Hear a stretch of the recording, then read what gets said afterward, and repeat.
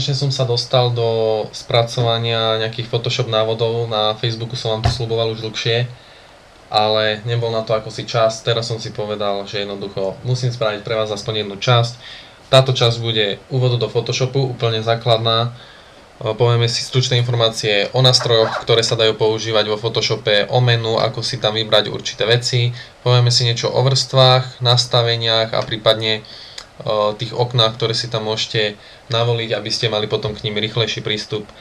Dúfam, že sa niečo naučíte, postupne začneme pribalovať a robiť už konečne nejaké projekty, takže poďte sledovať. Prvé, čo vidíte, keď otvoríte Photoshop, je vlastne pracovná plocha. Tu si teraz trošku popíšeme, aby sme sa vedeli v nej orientovať. Otvoríme si najskôr ale nejakú fotografiu, takže klikneme na File Open, to je prvý spôsob. A vyberieme si napríklad túto pláž. Druhý spôsob je taký, že si to pretiahneme. Napríklad toto dievča tam dáme do Photoshopu. Keby sme to ale pustili sem, tak sa nám to vloží do tohto obrázka. Čo nechceme, pretože to chceme ako samostatný obrazok. Takže toto zrušíme a znova otvoríme si súbor, kde máme obrázky, presunieme to na ikonku Photoshop v lište a potom to premiestnime do tejto hornej sivej lišty. Tam keď to pustíme, otvorí sa nám to ako nová záložka. Čiže tuto sa nám budú postupne otvárať záložky tých samotných fotografií, s ktorými budeme pracovať. Je tam ich názov, približenie v percentách, prípadne RGB 8. No. Takže toto rozloženie tých okien sa dá aj prednastaviť, alebo si môžete vytvoriť nejaké vlastné rozloženie. Ak budete, ja neviem, chcieť tieto vrstvy dať von, môžete si ich takto vyťahnuť, umiestniť, kde ich budete potrebovať, prípadne zväčšiť, zmenšiť. Už podľa toho, ako vám to bude vyhovovať. Môžete medzi nimi prehadzovať, kľudne to môžete dať do tohto horného panela. Takže usporiadajte si to tak, ako to vám najviac vyhovuje. Photoshop má prednastavené tieto panely v určitých zoskupeniach, napríklad je to Essentials, Design, vyzerá takto. Potom je tam aj na malovanie nejaké prednastavenie, takisto na fotografiu, potom čo je nové vo Photoshope CS5. Taktiež si môžete tú svoju plochu, ktorú si vytvoríte, uložiť. No ale úplne nám bude vystačovať, ak si necháme túto Essentials bez tých zmien, čo som tam poklikal, takže dáme teraz Reset Essentials a je to tak, ako od výroby by mal byť Photoshop nastavený. Taktiež tieto nástroje, ak vám nebudú vyhovovať práve vľavo, môžete si ich premiestniť a dať do takého menšieho. Ale úplne nemám s tým problém, keď je to sem a takto na dĺžku. Môžeme začať teda popisovať jednotlivé tie časti tej pracovnej plochy. Panel nástrojov je vlastne táto celá lišta. Máme tam rôzne nástroje, tie si dnes prejdeme, v krátkosti možno si niektorý z nich ukážeme, čo ako robí a ako pracuje. No potom je tam ovládací panel, to je tento horný. Pri každom tom nástroji je ten ovládací panel iný, lebo každý má nejaké iné nastavenia, ktoré potrebujete a budete požadovať. Tie si niekde sem tam prejdeme pri niektorých. Napríklad môžeme si to pri tomto štetci prejsť. A tu je napríklad typ štetca, aký chceme. Potom aké budeme mať prekrývanie s tou vrstvou, zatiaľ si necháme normál. Máme nastavenú čiernu farbu a štetec a prehľadnosť opacity máme na 100%, čiže bude plná čierna. No, ak nastavíme menej, napríklad na polovicu, tak to bude taká polovica priesvitná čiara. No, tento výber môžeme uskutočniť buď kliknutím na túto šipku a nastavením týmto bežcom od 0 po 100%. Taktiež môžeme kliknúť do toho okienka a scrollom minus vlastne dole a hore, ako keď scrollujete stránku na webe, meniť tieto hodnoty. Je to celkom dobré, pretože po každom kroku sa mení percento, nastavíte si to presne ako potrebujete. A ja najradšej využívam na také rýchle posúvanie práve kliknutie na ten názov toho, čo ideme nastavovať, a už potom len kliknete a držíte myš a ťaháte doprava alebo doľava. Veľmi dobre sa to používa. Ak máte vybraný nejaký nástroj, opäť to budeme robiť na tom štetci, a kliknete pravým na fotografiu, vyskočí vám taktiež nejaké nastavenie. Tu je veľkosť, ostrosť tých hrán, aká bude, či bude rozmazaný alebo veľmi ostrý. No a tento bežec pridáva strašne rýchlo hodnoty, niekedy je problém trafiť sa, ak potrebujete, a keď si kliknete na ten názov, je to oveľa jemnejšie. Áno, vidíme, že keď ja prejdem celé, tak tuto ku koncu nám to úplne spomalilo a tu si pekne viem nastaviť, pritom keby som takto nastavoval, tak mi to skáče po strašne vysokých číslach. Ale týmto si to viem veľmi jemne nastaviť. To prijete na to postupne, ak budete používať Photoshop, že ako sa vám bude lepšie. Vrátime tieto zmeny naspäť. Ctrl Z, čiže Ctrl Z, vrátite poslednú zmenu späť, ale tu sa nám to nezobrazilo dobre, tak Ctrl Alt Z. Tým vlastne, keď budete klikať Ctrl Alt a Z, koľkokrát kliknete, tak pôjde až dovtedy, kým si bude históriu pamätať. To si neskôr nastavíme na viac krokov, aby si pamätalo veľa viac dozadu. Takže pracovnú plochu sme si ukázali. Ešte, ak by ste mali nejaký ten panel vyťahnutý a nechceli by ste si ho stále prehadzovať, tak jednoducho všetky panely, ktoré máte na ploche z týchto, ich viete skryť klávesovou skratkou Shift Tabulator. No to sa nám vlastne skrie, a keď znova stlačíme Shift Tabulator, tak sa vrátia na svoju pôvodnú pozíciu.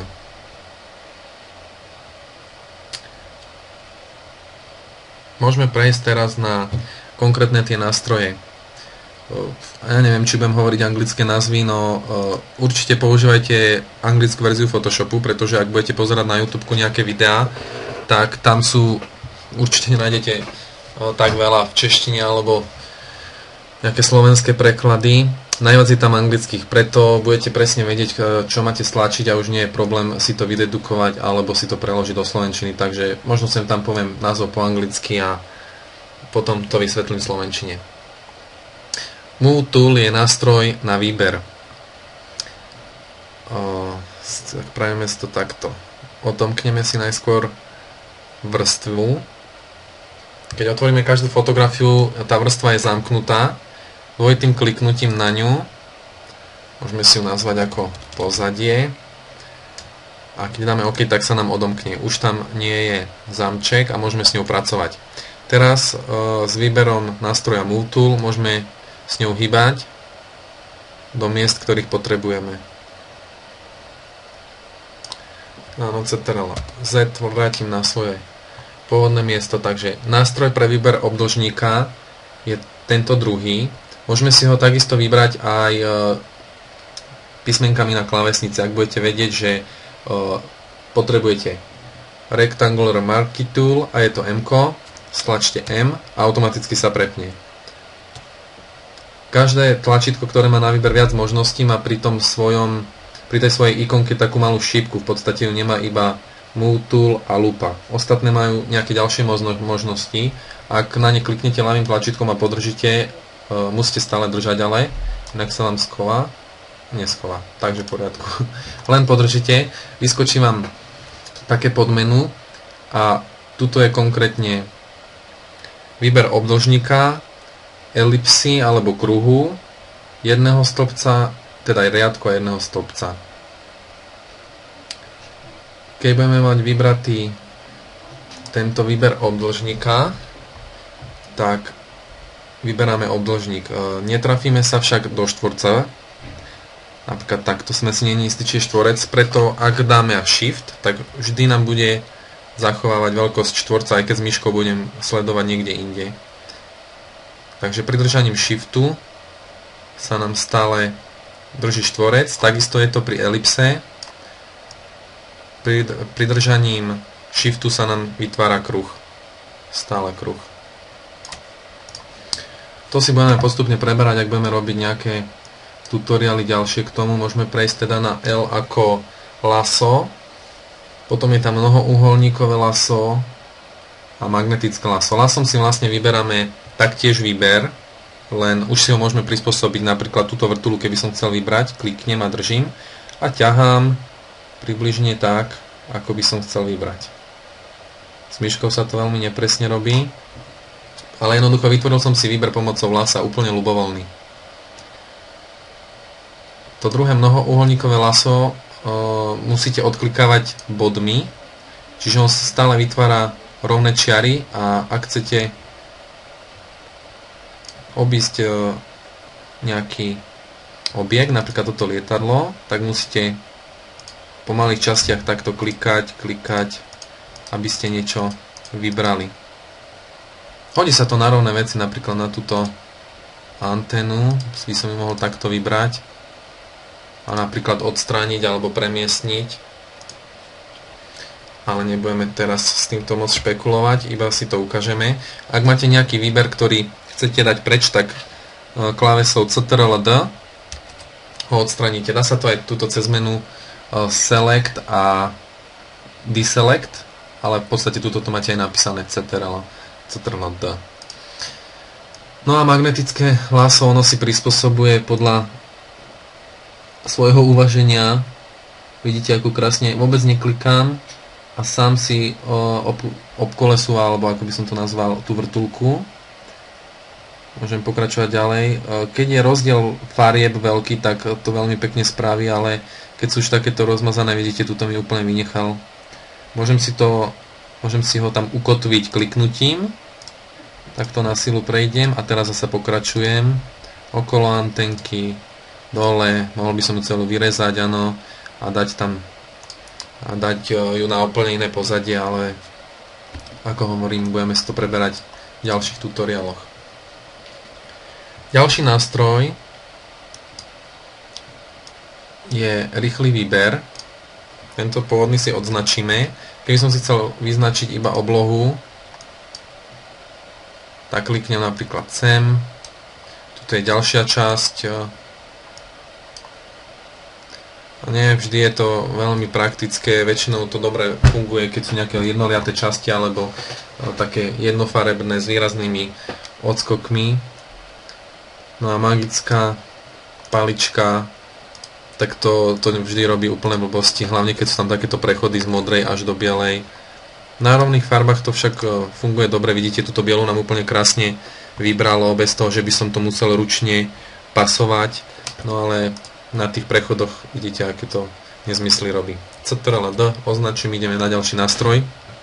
Ďalší nástroj je výrez, môžem si tu navoliť vlastné parametre a takisto ho môžem určiť výberom. Ak mám takýto výber a rozhodol som sa, že nechcem úplne zľava začínať, ale že chcem iba to dievča, nemusím pustiť, odznačiť ten výber a znova začať inde, ale keď ho mám takto zle, teraz stlačíme medzerník a keď budem pohybať myškou, tak sa nám nebude zväčšovať ten výber, ale presúvať. Ano, keď zase pustím medzerník, zasa mením veľkosť toho výberu. Ak ho zasa stlačím, presúvam jeho pozíciu. Takže dám si to viac na dievča, napríklad takto, nech je to taká štvorcová fotografia, pustím. Teraz si ju prípadne môžem ešte trošku doladiť, aby som videl, ako to asi bude vyzerať, a keď kliknem na túto fajku, tak v podstate označím, že tento výber chcem a fotografiu mi oreže. Vrátim naspäť CTRL-Z, aby sme mohli pracovať ďalej. Slice tool, ak budeme robiť nejaký button na web alebo nejaké takéto grafické časti skôr do tej grafiky ako do fotografie, tak tam sa nám to hodí. Môžete si danú tému, ak si ju spravíte na svoj dizajn stránky, môžete si potom vyrezať rôzne tlačítka, loga, neviem, časti tej stránky, ale do fotografie sa nám to moc nehodí, takže o tom si ani moc rozprávať nebudeme.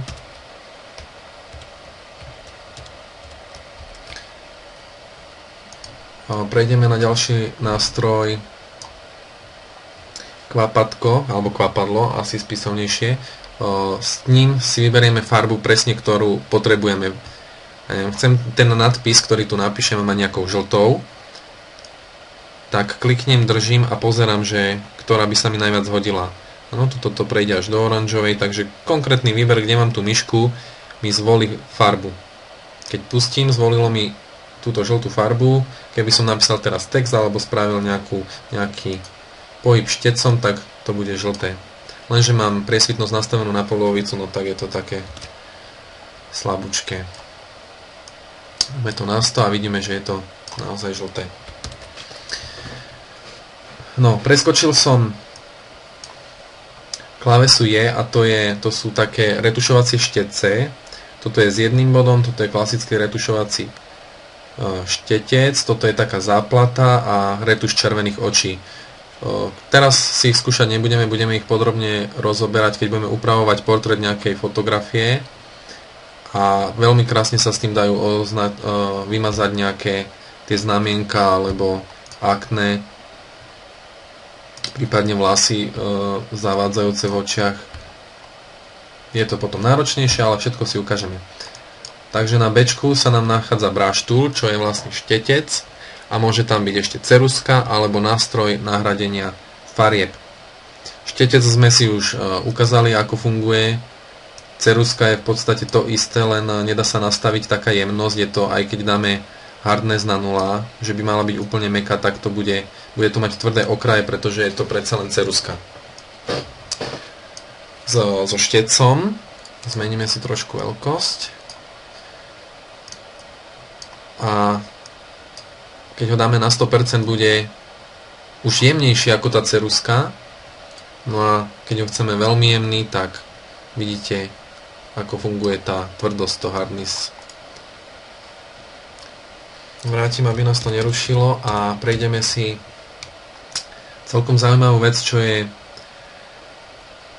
tento nástroj a je to nástroj nahradenia farieb, by sa to dalo tak preložiť.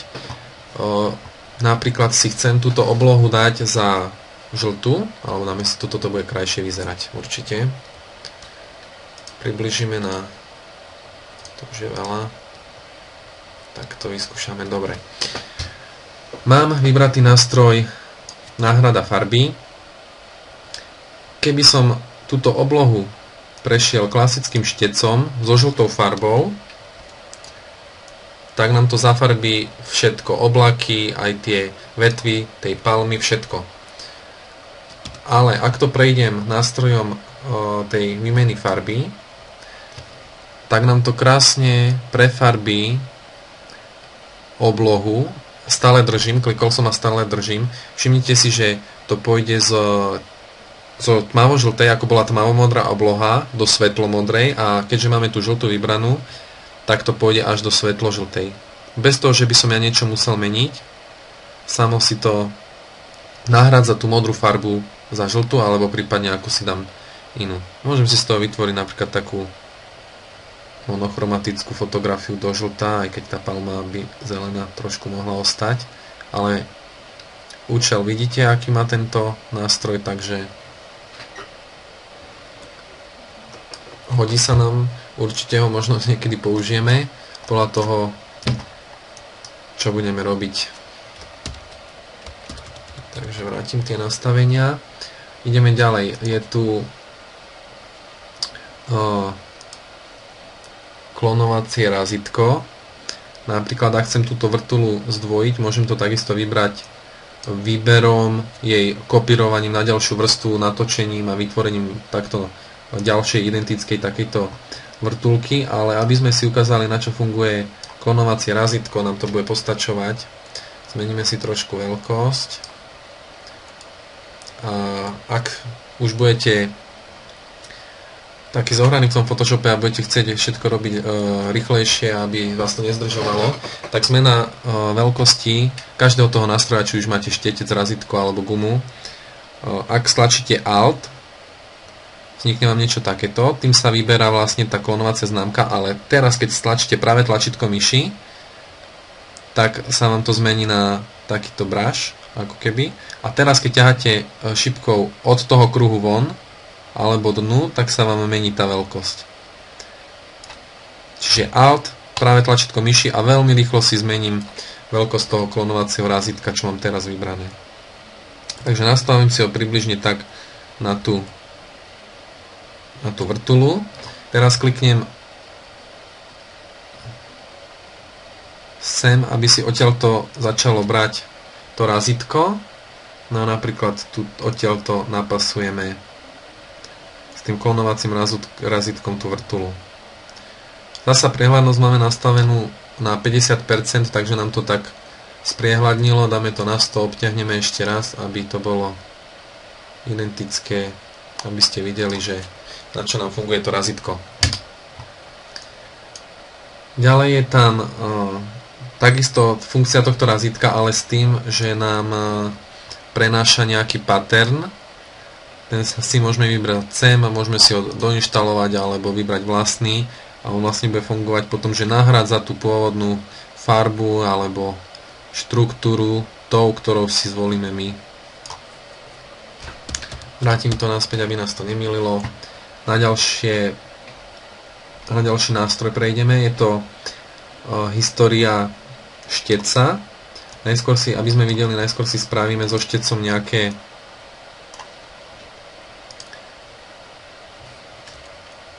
šmary.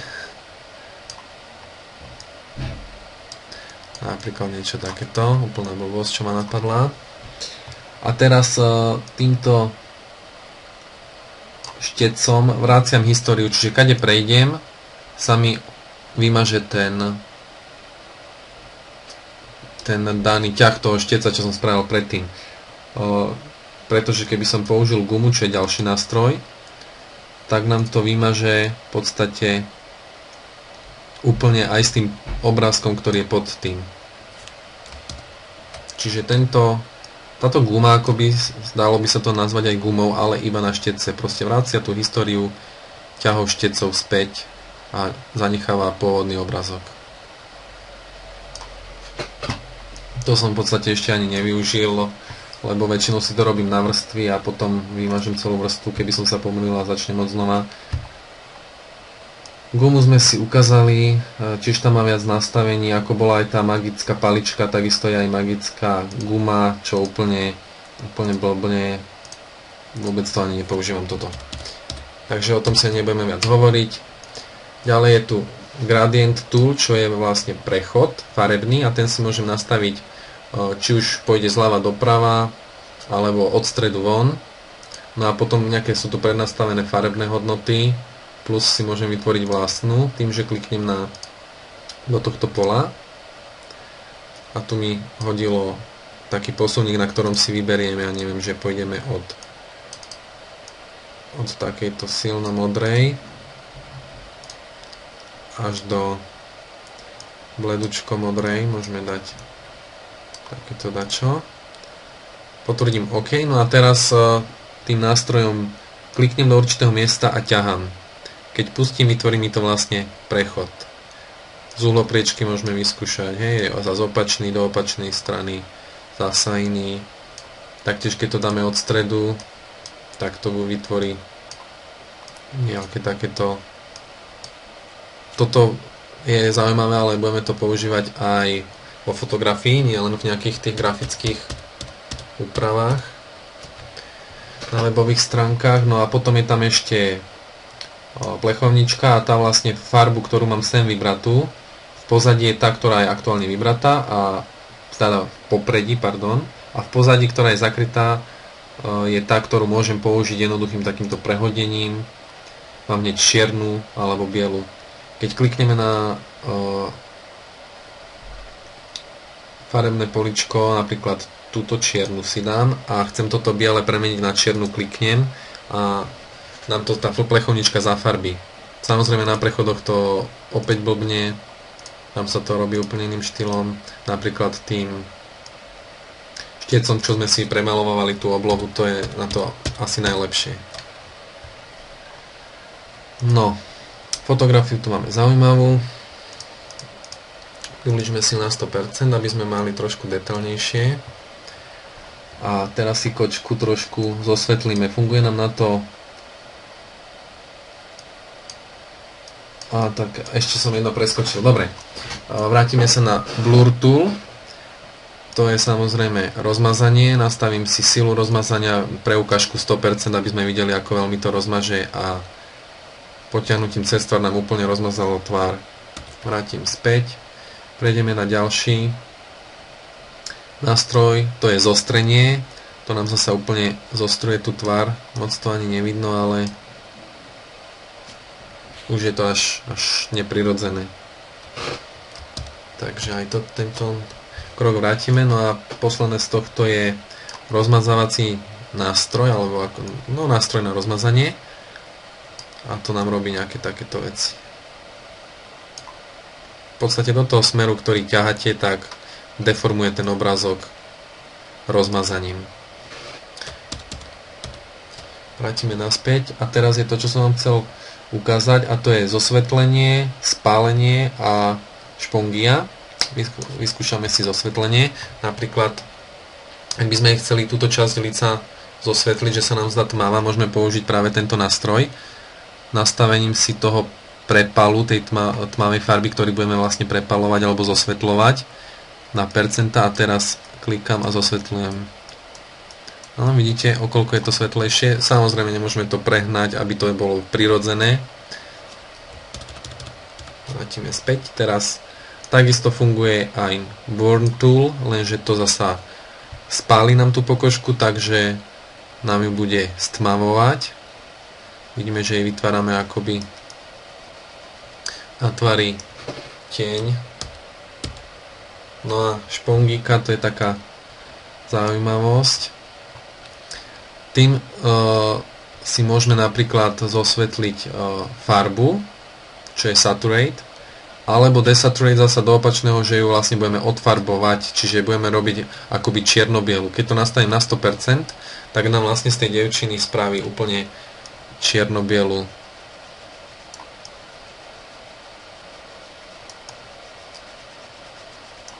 Opačne, keď použijem zasa Saturate, tak nám to bude tú farbu zvýrazňovať, až to bude neprirodzené. Takže vrátim nastavenia späť. No, to už bolo moc. Pero, veľmi zaujímavý nástroj, ten sa používa na zložité selekcie, čiže výber, keď už nejaké vlasy budeme vyberať, alebo na web design, takže je o tom, čo hovoriť. Určite si spravíme nejakú časť z tohto. Nebudeme to teraz rozoberať, lebo naozaj je toho tam strašne veľa. Ďalej text. Myslím, že toto netreba rozoberať, pretože ak si vyberiete text, máte tu typ písma, veľkosť písma, ktorú si môžete navoliť, alebo takisto zadať a posuvníkom nejaké to ohraničenie toho písma, či má byť ostré alebo rozmazané, zarovnanie textu, deformácia a farba. No to myslím, že každý by zvládol. Tento nástroj preskočíme. Výber obdĺžníka, zaobleného obdĺžníka, elipsy alebo teda kruhu, ak pridržíte Shift, takisto mnohouholník, jedna čiara a iný Shape Tool. To môžu byť rôzne takéto obrazce, ktoré sa dajú stiahnuť z internetu. Je toho strašne veľa na ten prvý tutoriál, to by sme tu boli pol hodinu a čas nás tlačí, nahrávame už 28 minút, takže je toho naozaj strašne veľa. Prebehnem to narýchlo, ukončíme to a v ďalšom tutoriále už si niečo spravíme, aby sme aj niečo mali. Toto bolo skôr také vysvetľovanie. Tak, dúfam, že budete sledovať aj ďalšiu časť. Chcel by som sa naučiť, teda vás naučiť také tie základné veci, aby ste vedeli ovládať, a následne prejdeme už na nejaké fotomanipulácie, úpravu tých fotografií alebo retušovanie, možno spravíme aj nejakú webovú stránku. Môžete do komentárov napísať, či by ste chceli ísť radšej smerom tej fotografie alebo opačne dizajnu. Uvidíme, čo z toho by sa dalo. Dúfam, že táto polhodinka nebola pre vás extra dlhá. Na budúce to bude niečo kratšie a svižnejšie. Nezabudnite sledovať.